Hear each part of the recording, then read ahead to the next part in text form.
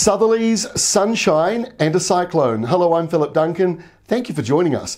We're tracking a fair bit of weather around the country at the moment. We've got that typical late spring, early summer thing going on. And in fact, our weather is a little bit crazy at the moment.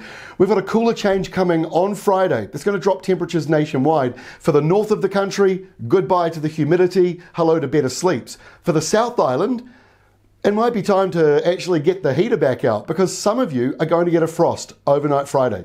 So let's take a look now at the animated wind map we've put on the air pressure today. Shows high air pressure down here in the bright white. That's coming to New Zealand next week. But it also shows the low pressure up here in the tropics, and that is also potentially coming later next week down to our part of the world.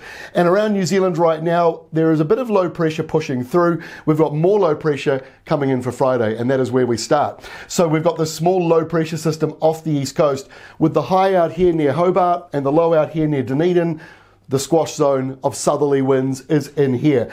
That means a temperature drop, a big one coming for some parts of the South Island after the hot week you've had in some areas. This will really drop temperatures. Now, yes, windy and wet. There'll be flurries of snow on the mountains, and then it clears up later into the day, and that's why there is that risk of a frost at night time through the inland areas here. You need to take a look at Weather Watch. We've got a news story about it, so it breaks down exactly where it is. And of course, at ruralweather.co.nz, you've got the frost forecaster, so you can check that out. So windy weather moves up the country on Friday, and you'll find some of these showers down here around Taranaki will make it up into Auckland, parts of Waikato and Northland overnight. Won't be much, just a few showers coming in. So Saturday looks like this. Not a lot different to Friday, but the low has moved well off over to the southeast. 966, that's a deep low. That's the reason why it's so windy, pushing back to the rest of the country. So all that windy weather up here to the Chathams and the windy weather up around the South Island. But inland areas, the isobars fan out in this area here. So that's the area where there is a potential frost for some inland areas. Most populated areas, not even close to being a frost. Too windy, too cloudy, or too mild. In the north, you've got a few showers on Saturday, mostly south of Taranaki and Waitomo, but they might creep up a little bit further into northern areas.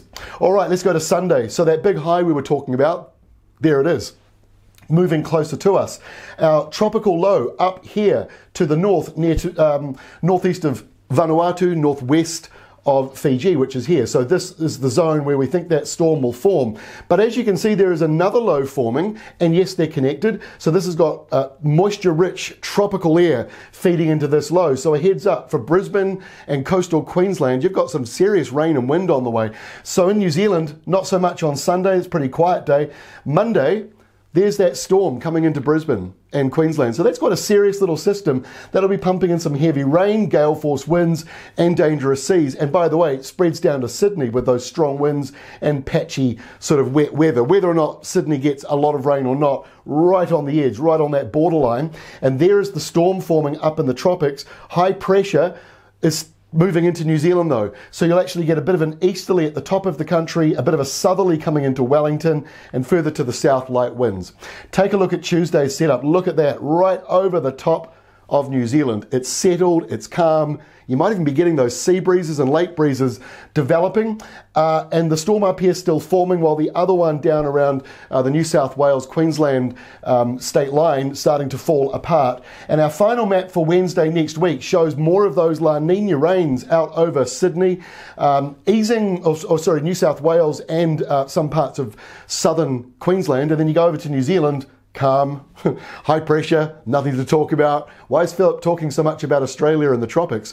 Because there's not much to talk about here. But what you will notice on Wednesday, the warm subtropical winds starting to come back down into Southland, Otago, and then that will spread across the country later next week as that high slowly moves eastwards, and then all eyes will be on that storm in the tropics. We'll have another update about that on Friday in our news updates at Weather Watch. And we'll have another video update as well on Friday, so I will see you then.